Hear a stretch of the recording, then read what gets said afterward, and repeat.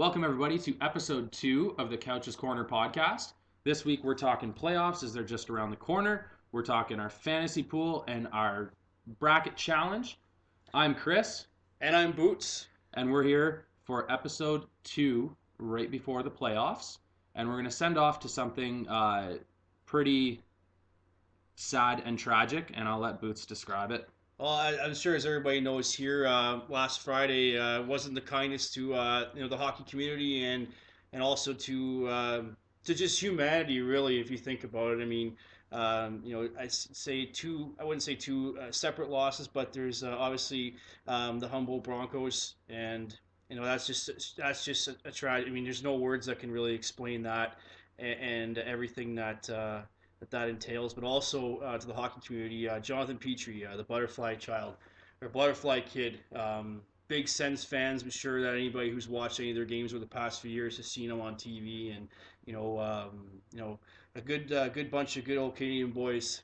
Unfortunately, that we've lost. So I mean, we just want to send out our thoughts and prayers to everybody affected by this tragedy, as I know that this affects quite a few people. Yeah. So for the next kind of 30 seconds, we're going to give a moment of silence, I think is due respect. I mean, they deserve a lot more. 30 seconds. We'll give 30 seconds here, and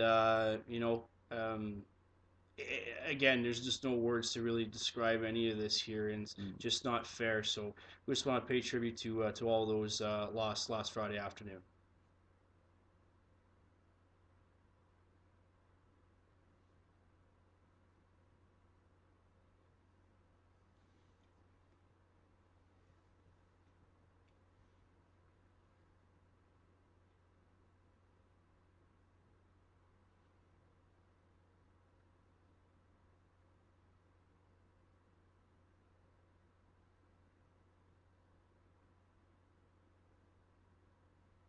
All right. Like I said, we were talking about playoffs and playoff predictions. And before we started the podcast today, we did a mock fantasy draft for our fantasy pool for the rest of the playoffs. Rather than waste time and do the draft on here, we did it before. So we're just going to kind of give you a quick run through of the teams that we have, and we're going to compete against each other throughout the playoffs, and we're going to see who comes out on top as the best couch coach of the year. That's right. Okay. I even let you have the first pick in this year's draft. Yeah, the dice chose for us. The dice chose who was going to win. So why don't you tell us, Chris, so with all the players that are playing the playoffs, just briefly before we get into any of the playoff matchups, who was the first player taken in this draft? And I want you to, I mean, we're not going to go on all of them, but I want you to explain your logic here, because this one even caught me a little off guard.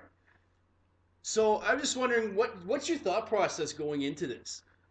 So, moving backwards here, there was a rule set for the players we could choose. So the rules were we had one player per team in at least one of the conferences. Okay.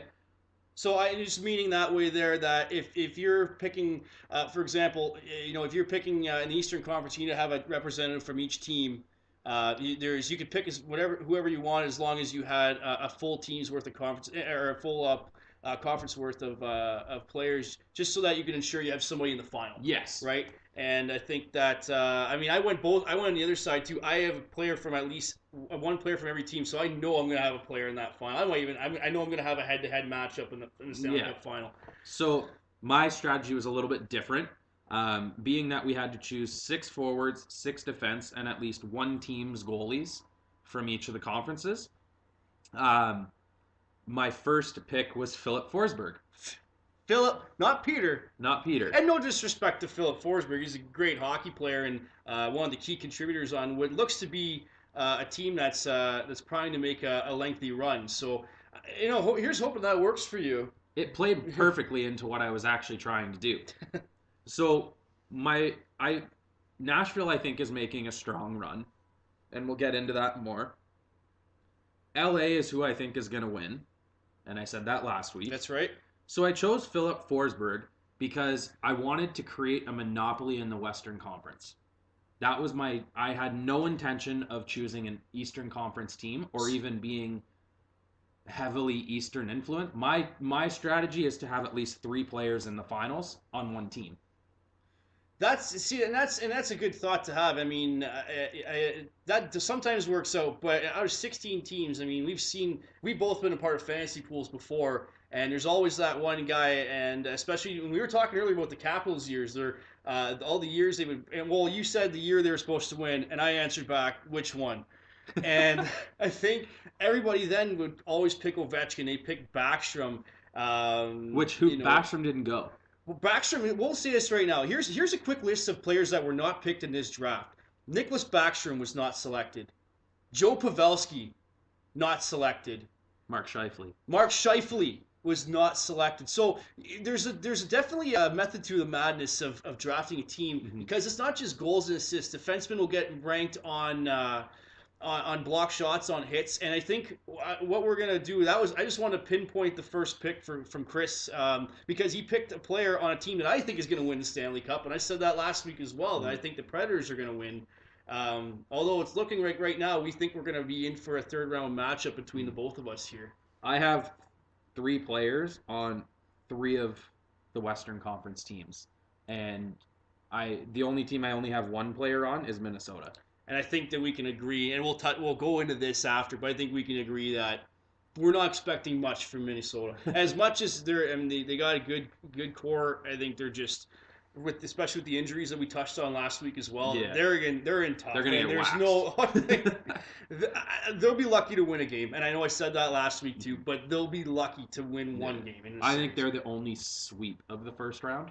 I have to agree. That's what I have right now too in my first round bracket is I have them bowing out in 4 games to the Jets. So our first thing for fantasy pools, I'm going to go through the teams really quick. Okay, here we go. So my team, Chris's team, is Philip Forsberg, Sidney Crosby, Jeff Carter, Alexander Ovechkin, Nathan McKinnon, Rickard Rakell, Drew Doughty, Dustin Byfuglien, Torrey Krug, Mark-Edward Vlasic, Nikita Zadorov, gonna be a hit. You're gonna have to explain that one after. Stealer, Matthew Dumba, Jonathan Quick, Jack Campbell, Jonathan Marchessault, Steven Stamkos, Patrick Laine, Victor Arvidsson, Roman Josi, and Will Butcher, rounded out by Andrei Vasilevsky and whoever the hell Tampa Bay's backup is. I think it's still Domingue. I think that Budaj is still there. But just for those keeping track at home, we're not picking Jack Campbell here. It's a team. It's a team goaltender. So you pick goalies. One, you get both. Is how we have to set it up. So, and just to go off of my side, I mean, just to go off here really quick, so we can keep rolling here. This is no real particular order. I've got Evgeny Malkin, Blake Wheeler, Anze Kopitar, Taylor Hall, Brad Marchand, Austin Matthews, Brent Burns, PK Subban, Chris Letang, John Carlson, Victor Hedman, Josh Manson. I got Predators goalies of Pekka Rinne and Jussi Saros, Nikita Kucherov, Claude Giroux, Artemi Panarin, Mikko Rantanen, William Karlsson, Mikael Granlund, and finishing off with the goaltending duo of Tuukka Rask and Anton Khudobin. So obviously there's some players that you hear of, and I wanted to point out, and these are some things that I didn't really know this year. What prompted you to take Nikita Zadorov? Like what does Nikita Zadorov offer in fantasy hockey, let alone playoff fantasy hockey? Just to explain, the pool site that we used, you set your own metric. And one of the biggest stats in the NHL that I love is blocked shots and hits. I think that's when you get into hockey and you get into the teams that win, the one thing that they all share in common, and the team that wins the Stanley Cup, is they usually have a guy that has some of the most hits and block shots. Obviously, the guys that you want battling it out in the corners, playing the tough minutes as the playoffs wear on. I mean, it's a battle for 2 months, whoever ends up winning. And so I was blown away when you told me the stat. What does Zadorov have for? I mean, this was mind blowing to me. Zadorov led the league in hits with 278 hits. 278 hits. And in this pool, you get a point per hit in the playoffs and a point per block shots. And he was right up there in block shots too. And you have to think too, playing against Nashville, there's probably going to be quite a few pucks directed at the Colorado net, and I think that close to the 45. In your logic, then he makes for a better choice than say Tyson Barrie by comparison. Absolutely, right? Especially if he even gets a point. If Zadorov gets a point, Yes. that can turn him into a 4 point a night player. Yes, I wouldn't necessarily count on that, and I wouldn't necessarily. I know you're a big Avs fan, as we touched on, but I don't know how many games he's really gonna get to play, especially seeing as how you're going with. I know you're picking him with your heart right now, and you know what? He's the guy that like I said, I was blown away. I didn't think that his numbers were that high. I mean, I never But look who I followed got too much. as one of the last picks in the series in our draft. I got Roman Yossi. Yeah, Roman. So I chose my Nikita idea Zid- was to steal points in the early rounds so that I didn't have to rely on the late rounds. So you ended up going Nikita Zadorov before Roman Yossi, and by like we're talking about a matter of like 8 picks in between. There's a method to my madness, right? I never said I was a good couch coach, but there's a method. Absolutely, and I think that yeah, there's a plan. Everybody has to go in with a plan on something like this, and I know on my end here, I wanted to go, and I don't have too many guys from the same team. I think that there's only maybe a couple of players that I have. I have Malkin Letang from the Penguins, and and going over as well. I have Marchand and the goaltending duo for the Boston Bruins. I'm pretty sure everybody else I have that I've selected is from different teams. See, and I have 3 players from Nashville, 3 players from LA, who I think is going to win, and 3 players from You called the Ducks, did you not? Was it not Anaheim? the Ducks. So who are your 3 players from the Ducks? Because they were the team I took my last guy from. I've got Rickard Rakell. Oh no, I only have 1 from them. So is there another So team that you have Rickard 2 from or 3 from? I have 2 from Colorado, See- 2 from 3 from LA. That makes sense. I mean, I see LA making a run. I know you want to pick Jake Muzzin too, and there's just no guarantee he'd be back in time because I know he's currently on the IR right now, and there's no doesn't look like there's a plan for him to play tomorrow night or Wednesday night. Sorry. I went West heavy. Let's call it that. I think so, and I think that I don't this year I think the cup goes back west. I agree with you on that. I don't think it's LA. I don't think they're quite there. But I mean, we'll go through the series. They now. weren't there the 2 other times they won the cup. Yeah, especially So- the first time as an 8th seed, man. Remember Brian Burke, the old adage, you don't want to be the Absolutely. 8th seed just to get in the playoffs, get your ass kicked. Well, that 8th seed kicked some serious ass that playoffs, and only lost I think it was 5 games throughout the entire playoffs. Yeah. That's And then amazing. Nashville last year, you know what? And it's going to be Colorado this year, hopefully. Yeah. But yeah, Wink, wink, nudge, nudge. I say that as a fan. But Very optimistic as a fan. very optimistic fan. Yes, absolutely. But a great way of them getting into the playoffs. We said it last week too, and you know what? You said the fan and you wanted to see Colorado lock it up early, but the competitor wanted to see a game, And I saw a game. I was getting text messages from Chris like every 5 minutes, and I didn't know whether I should rush over and make sure he's okay. I survived. He made it through. I was in Ottawa with my nieces and nephew, and I had to be super quiet because my wife was sleeping in the next room, so I couldn't even have the sound on. So it was kind of like the scene from Big Daddy when he's watching the hockey game, and when Colorado scored, I was like, yeah! But did any of the teams, or did my cheering wake up anybody? And that was my concern. But at that point, I didn't really care, and they made it to the playoffs. So here There we you are. go. So we're gonna move forward, and we're gonna start talking about predictions for each of the rounds. Some rounds are a little less enticing, that we're gonna breeze by those, but we're gonna talk about the big matchups, and I think the big matchups is a good conversation that we want to have. And then at the end, we're going to give you guys a login for a bracket challenge on NHL.com, and you guys are free to enter into it. I don't know if I'll do it or if we'll do a giveaway at the You end. know what? It We're going to give something away. We don't know what it is yet, but stay tuned. may not be worth anything. You know what? You know what? Some of the best things in life really are free. You win the lamp that I've been trying to Pawn off. pawn off on people for the past year and a half. So yeah, we're gonna go through the first matchup, which is Well, right now, I mean, just the way I had it written down, I mean, I have it right now. First one on my list: Washington Capitals against the Columbus Blue Jackets, and this one could be interesting to say the least.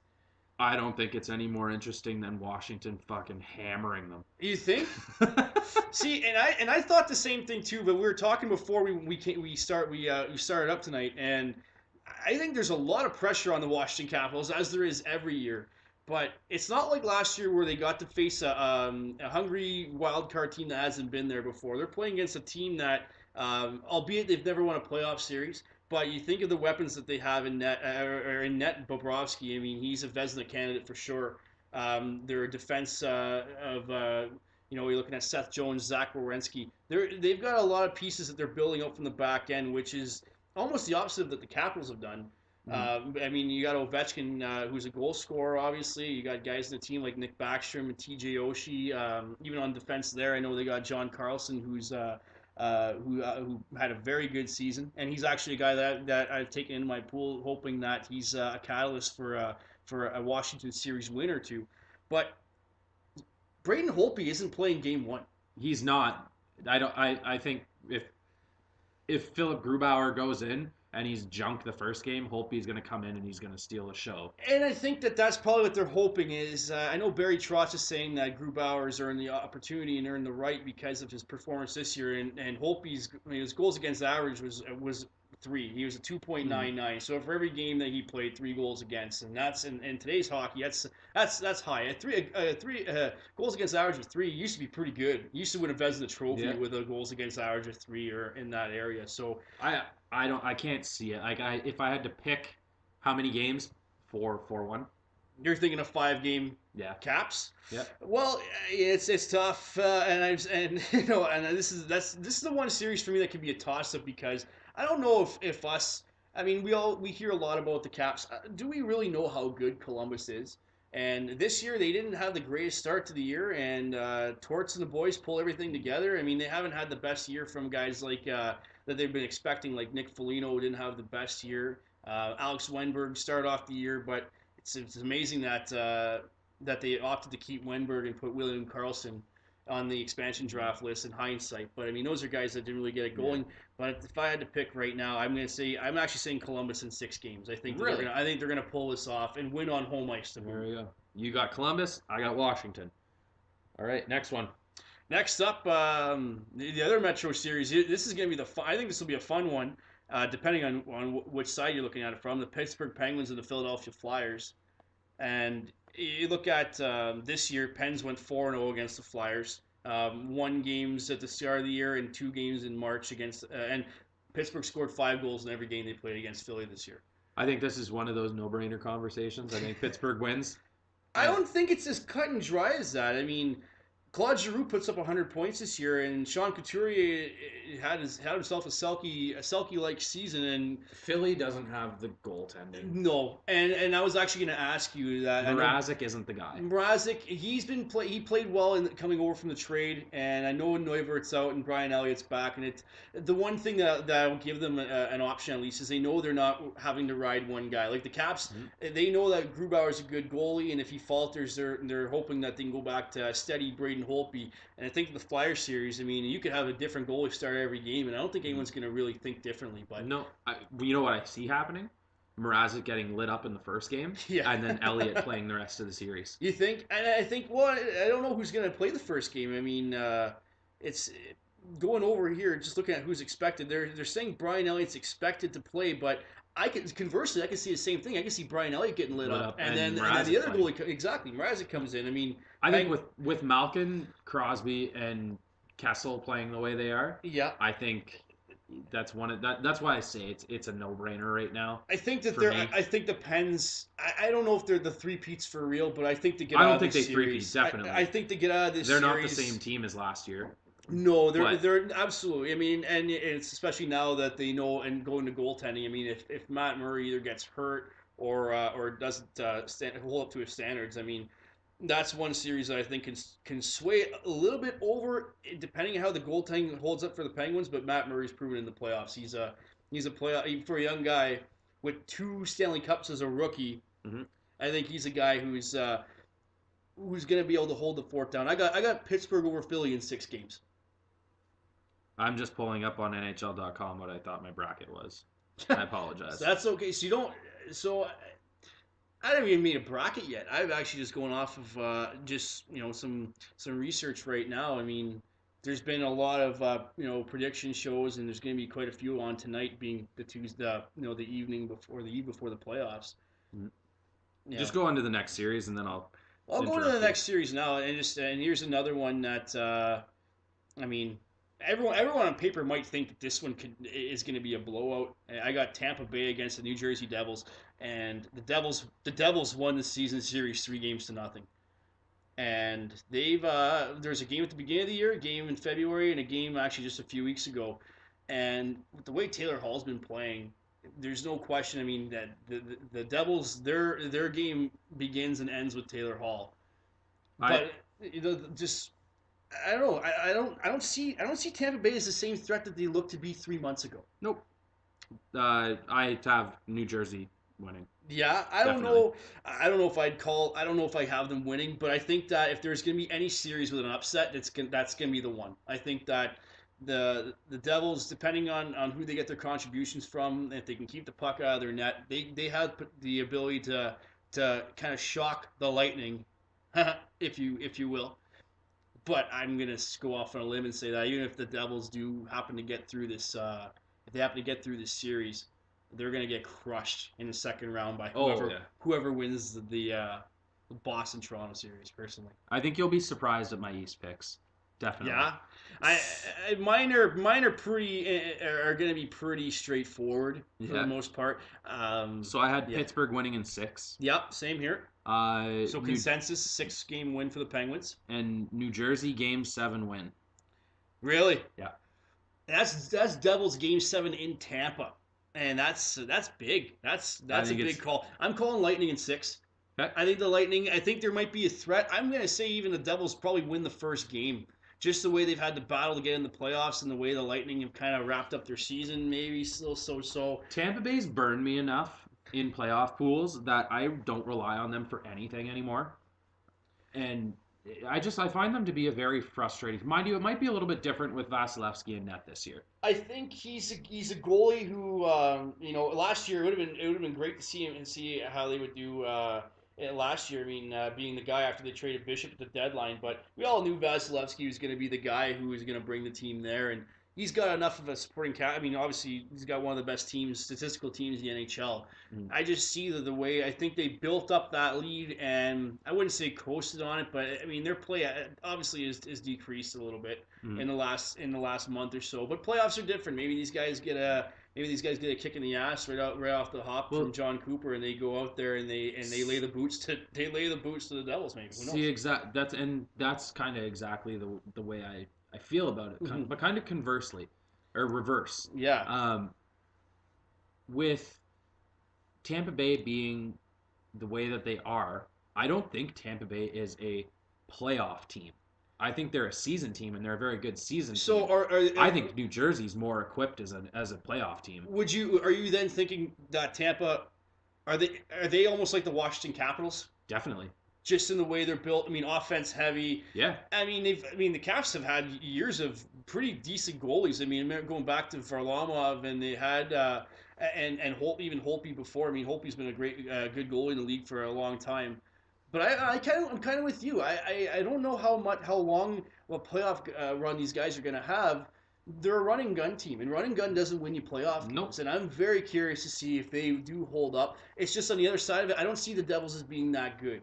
I think that the winner of this series is gonna be in for a rude awakening once they hit the next series, and that next series. That next series is gonna be. This is a big one. That goes through Boston or Toronto. Yes, in that matchup. And that series to me goes either way right now, because there's a lot riding on. I mean, the Leafs won the season series. They're a young team.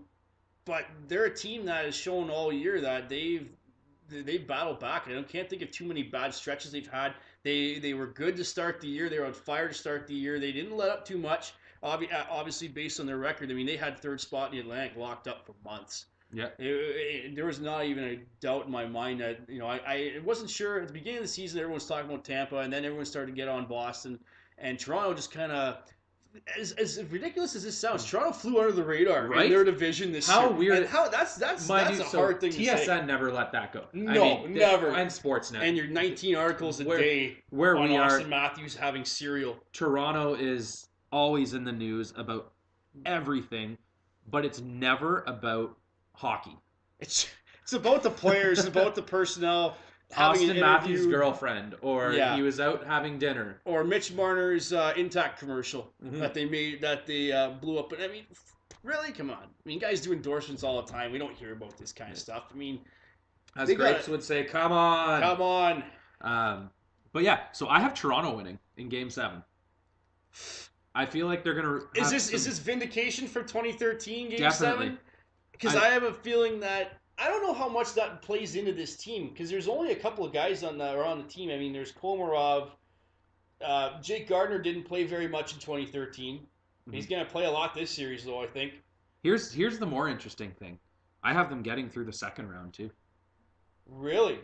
So that's a shock. See, we'll go more into that as we go along, but that if they get through, I'll give you this. And conversely, what we were just talking about with the Lightning and the Devils, if the Leafs get through the first round, I think they're going to beat Tampa or New Jersey. Yep. But I just don't see them getting through. It's going to be a hard-fought first round, and I think the Leafs are going to learn a lot of lessons. I think last year it was nice to be in the playoffs, and they gave the Caps a bit of a scare with some overtime wins.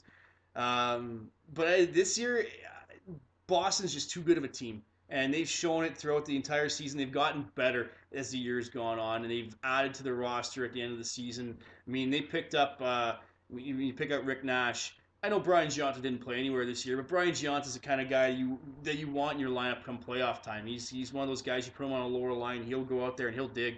And even like a guy like Ryan Donato, who came on the scene late in the year after finishing up at Harvard. So they've got it. I think Boston. I'm going to say right now, Boston. I think out of the Eastern Conference, I think that they're the team that I would pick to go to the finals right now. Right now, that could very well change after the Leafs go up 2-0 in the first period of Game 1, and that might change my mind. But I think as we sit on the couch right now, I'm going Boston to win the East. So you got Boston. I have Toronto. Let me jump in here really quick. So I have them making it through the second round too. Is that the Leafs? Yep. And then I have them going all the way. If I had to choose, probably Game 6 with Pittsburgh. So see, and I don't know. I mean, and I'm not sure if Pittsburgh gets through because I think, I mean, they're going to either play against if they do happen to get through Philly, and I think we both think that they will. Mm-hmm. I think running into a team like Washington, they've beaten them in the past, and they've beaten Columbus in the playoffs a few times.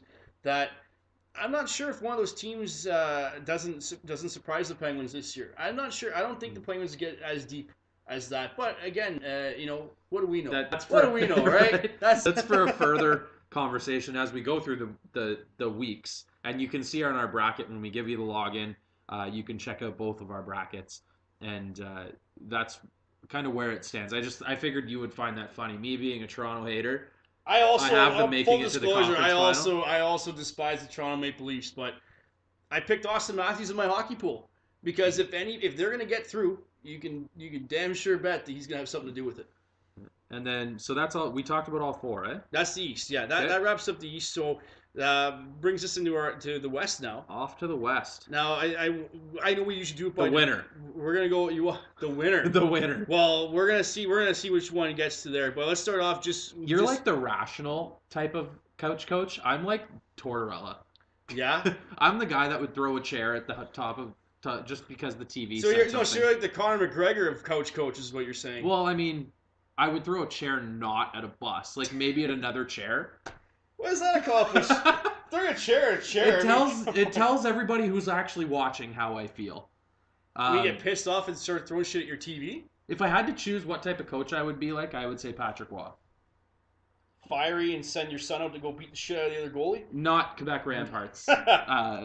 No, and the reason I say that is one of the best things and most important things I think that a coach can have is to show that he will take the dirty work for his players if he has to. He'll take the pressure off the guys. Yeah. And there's a lot of good coaches that do that. In the first game that he was coach, he went toe to toe with it Bruce Boudreau? It was Boudreau with the Ducks, and they were getting it was. And he showed his guys that he was there. He was there to win, and he was there to stick up for them and show them that he wanted to be a winner. Yep. And that's absolutely. So that's if I had to choose a coach that I was like, I would say I'd probably be like Patrick Waugh.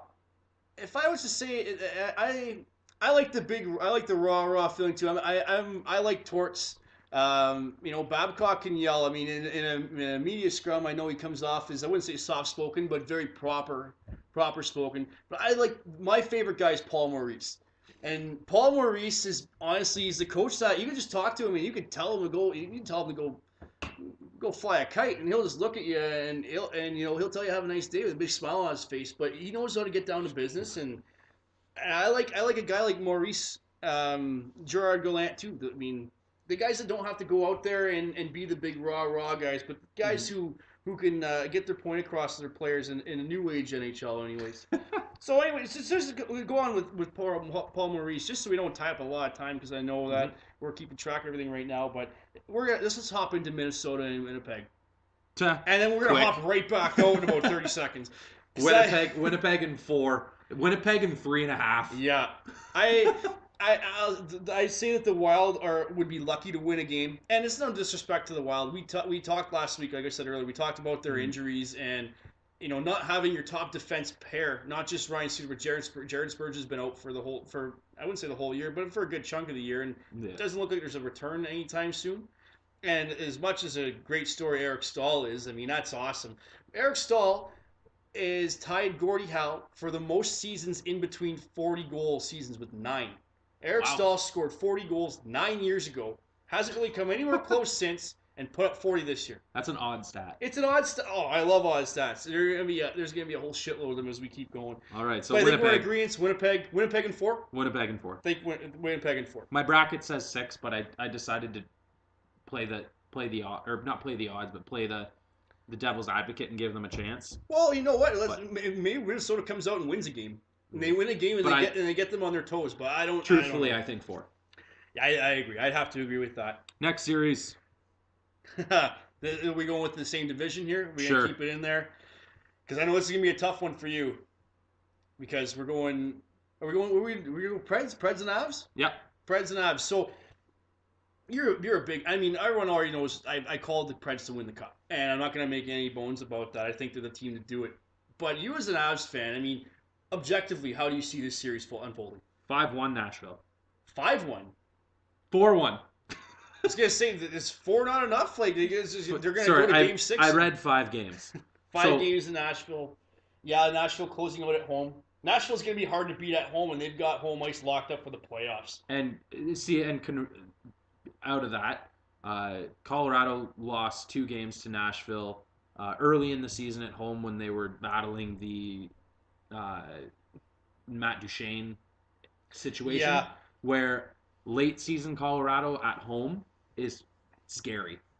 They have turned it around, and I think that and to a point we were talking about teams slowing down the stretch. I think Colorado is one of those teams that got hot. I wouldn't say hot down the stretch, but they kept with it. They kept themselves within striking distance for all year, and they followed through. I mean, and definitely showed that they're resilient enough to make it through. Yes, and a lot of time, but is that resiliency? See, here's resiliency through the season. I don't think it's through the playoffs. Do we see I almost feel like we see a letdown of Colorado. They worked their asses off, top to bottom of that organization. They turned everything around this year, and maybe it'd be nice to say that they have everything on track and that they're just hitting their strides at the playoffs. I think it's the other way around. I think that they played well down the stretch. They won the big game against St. Louis last Saturday night to get in. Mm-hmm. And to me, I almost feel like there's a bit of a weight off the shoulders. And whether that's a good thing or not, I don't know. Are they happy with what they've done so far? Or are they going to seriously make a push for it? Because Landeskog said Bednar and him and McKinnon and Como went into the room yesterday. And in his interview today, he said, "We're not done." No, and that's a good attitude to have. And that's, I mean, obviously, no one just likes to get to the playoffs and then they're going to call it in. But I don't think they were happy that it went down to the last game. No. I think they wanted to have it locked up in either Anaheim or LA. Yeah, when they're on the West Coast swing. And it's because a lot of the teams that they're playing, I mean, especially definitely the Ducks, in San Jose, seeing as how they played a game worthy of winning and lost. Yes, and I think that I wouldn't say they shot themselves in the foot, but talking about shooting themselves in the foot, I know Alex Pietrangelo is not very happy with the official's decision on the offside call. Screw him. But you know what? The St. Louis Blues lost the game to the Hawks last week with 9 seconds left in regulation. If they get to overtime and get 1 point, they're in the playoffs. Chalk it up to 9 that, seconds. Pietrangelo. 9 seconds. It And sucks the because I Blues are in like the you. And playoffs. I I think like he's Petro not. too. He's a good defenseman and he's a Canadian. And Absolutely. any He's Canadian he's a player, good old Canadian boy. I'll especially take when him. they're World Juniors. Oh yeah, that's you know, and he's played for Canada numerous times as well. So, well, we hop into the next series. I mean, we kind of talked about them already, but the Ducks, Ducks. Ducks and Sharks. I've got this as a 7-game series. This is a toss up for me because these two teams have been two of the better teams in the league since the trade deadline. More specifically, with the Ducks coming down the stretch, they won their last 5 games to get in, and even when they beat Colorado in that overtime game, Andre Kasha, you see that goal? Yeah, That was dirty. I don't. And I don't even know who this guy is. I'm bitter. But you know, hey, you made the playoffs, so you're good. I know. Don't worry about that. I'm bitter about the last 3. I'm bitter about the California swing. That really bugs me that they didn't come away with a point in any of those games. Yeah, I know they got Because- one in Anaheim because that was overtime where Kasha scored. Yeah, so they got one in Anaheim, So- but they had a 3-1 lead in the third period that night. And too. here's my thing. They lost to LA handedly yeah, twice.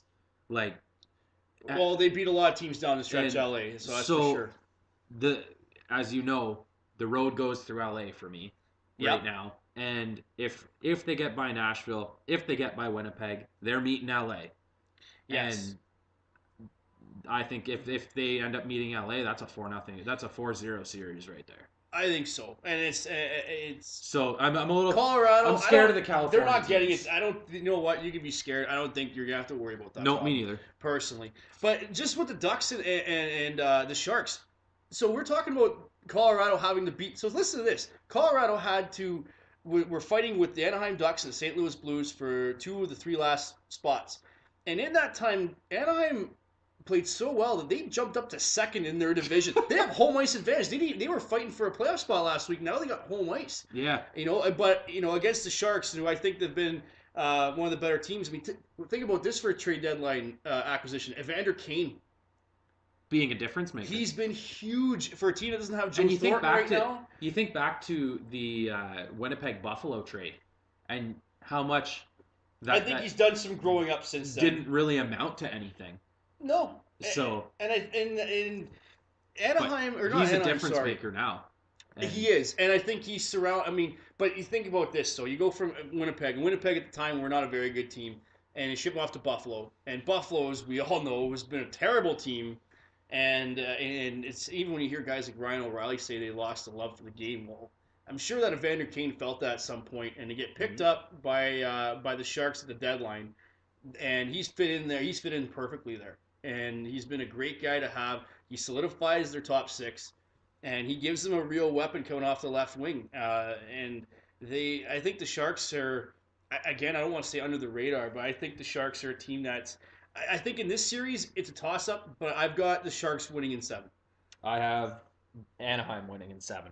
So there you go. So that one there, between Chris and I, that's a series that I think can be a toss. I think in the first round, in the West, I think that's the most interesting series. I have to I say think so. that's got the most drama going on, and it's going to be the hardest fought. Just like Toronto, Boston is probably going to be the Yeah, hardest those are fought going to be series two. of Those the are going to East. be, for me personally, those two are going to be the series that catch my attention in the first round.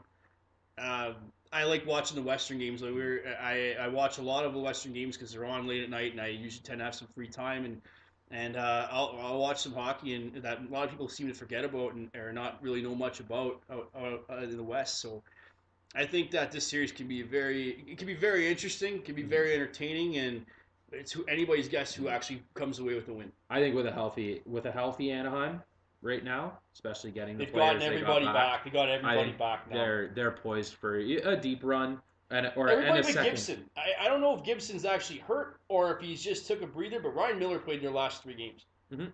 And he played very well. So Ryan Miller's still got some gas in the tank, and you know he's won the Stanley Cup. He's been in the league for quite some time, and Mhm. he's wanted to push like this for quite a while. Yeah. So, that's a good series, and I hope that's good. But on to the last series that we're going to talk about. And I'm going to make a glaring statement right now. The Pretender, Vegas Golden Knights versus LA. Accurate? I would say so. I would say that given how good, and talk again, going off who's coming into the playoffs. I mean, the Golden Knights haven't been. as sharp as they have been in the past, or previous in the season, and the Kings have turned on the Jets. They're going for it right now, and they got Jeff Carter back. They made some deadline trades. They beefed up their team going forward. And absolutely right. I think if there's a team that's going to be a pretender in the playoffs, I'm going to say the Vegas Golden Knights.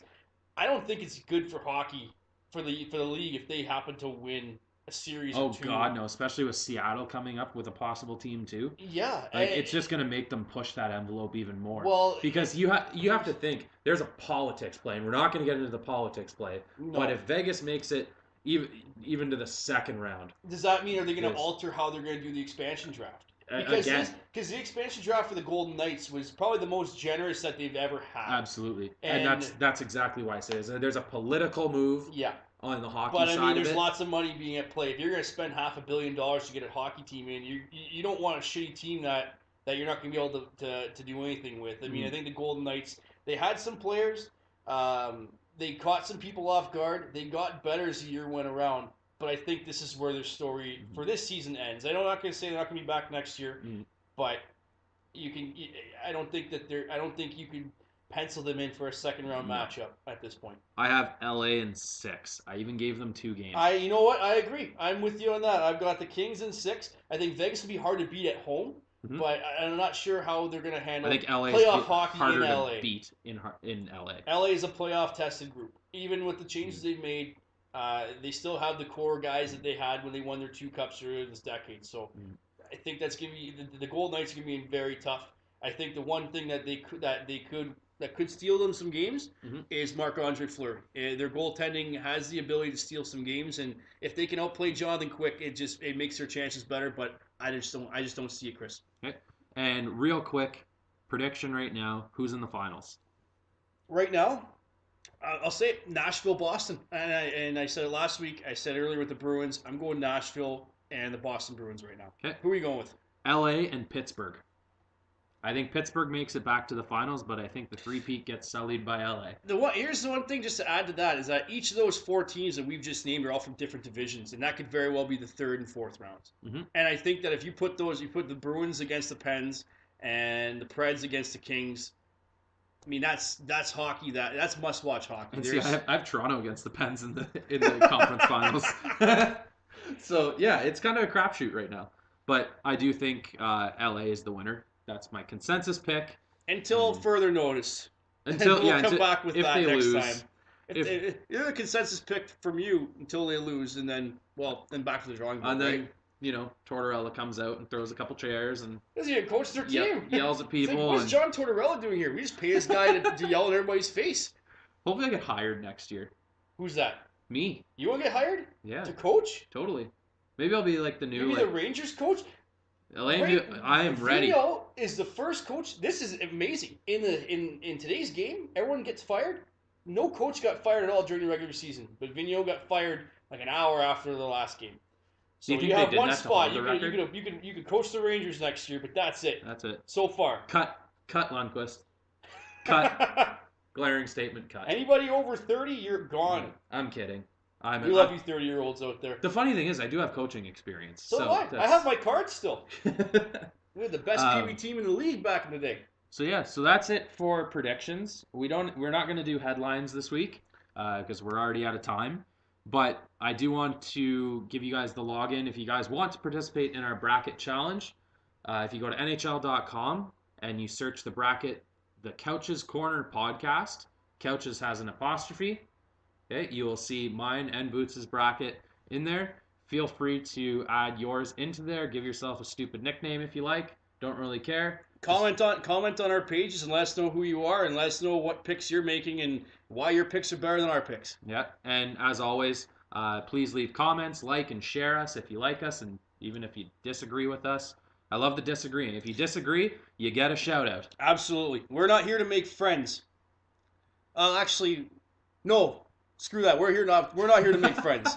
But if you think you're better than us, you know where to find us. Yeah. Open challenge. Mic dropped. That's been it. That's Couch's Corner. Have a good night.